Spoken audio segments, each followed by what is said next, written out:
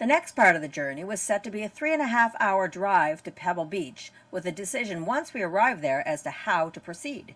So, off we go! Ladies and gentlemen, the Traveling Wildberries.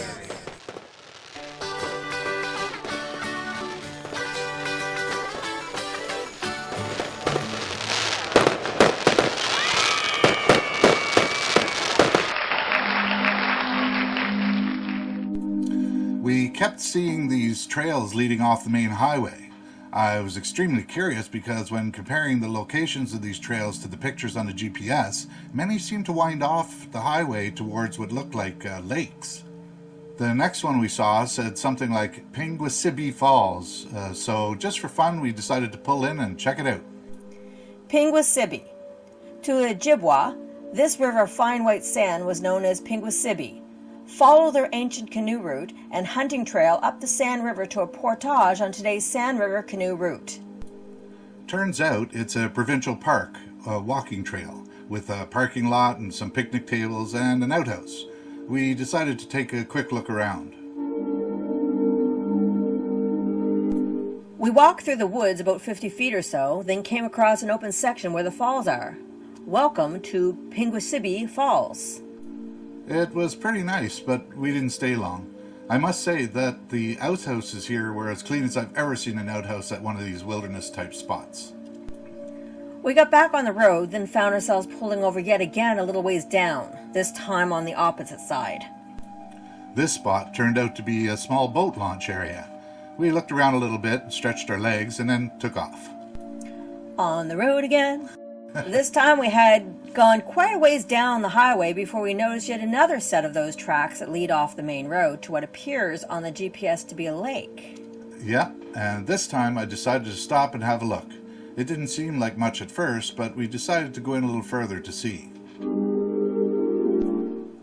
We determined that it was safe to venture down the path a bit to see what we could find, as it looked like there was a spot where we could turn around if we had to.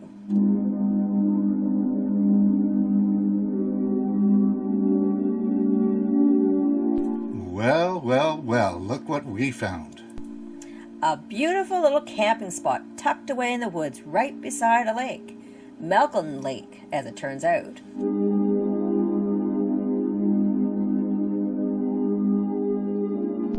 Yeah, it seems we're not the only folks to find this little spot, though. There was this trailer that was already sitting here with the sign on the window.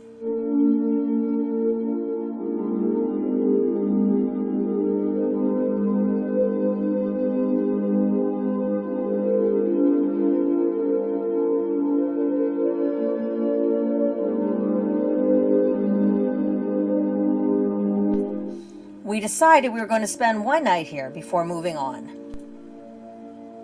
We didn't want to use any of the firewood that was already sitting there near the fire pit, so we hunted down some of our own. We made an effort not to touch the trailer either.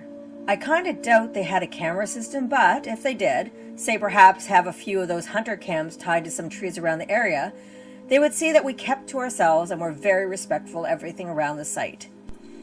Once we had settled in, we decided to go for a walk down the path, which wound around the far side of the lake. About halfway down, just past the beaver dam, we realized that it might be a good idea to have the bear spray with us. I told Kat I was going to head back, and she refused to come along, so I figured I would just get the spray and then come back and meet up with her. If she was still in one piece, that is. I knew I'd have a bit of time once she began screaming. Ha ha ha. We gathered up some firewood, and then I decided to fly the drone.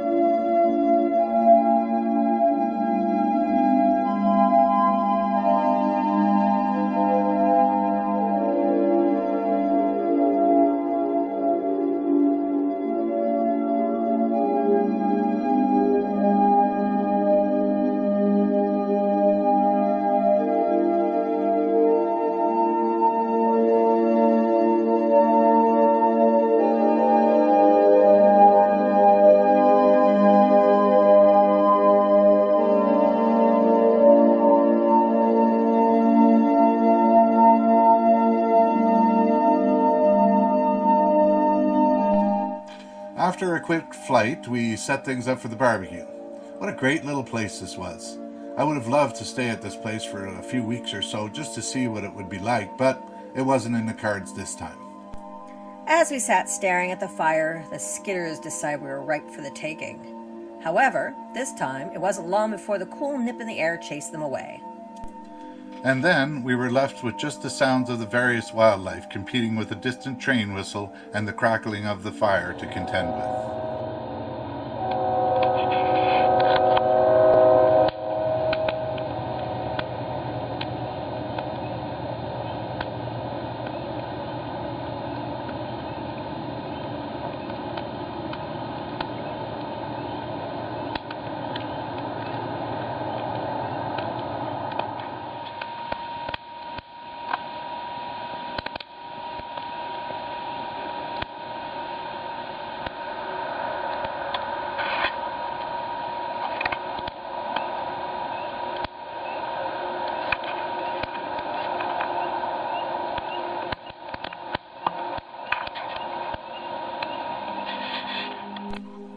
So we sat by the fire chatting and pondering the meaning of life and so on, until it was time to hit the sack.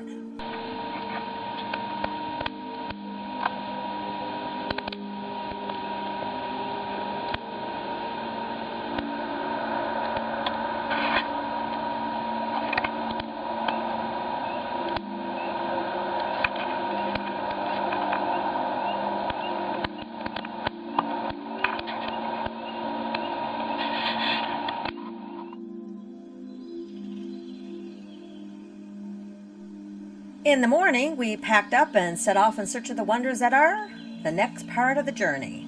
Be sure to come back and enjoy it with us.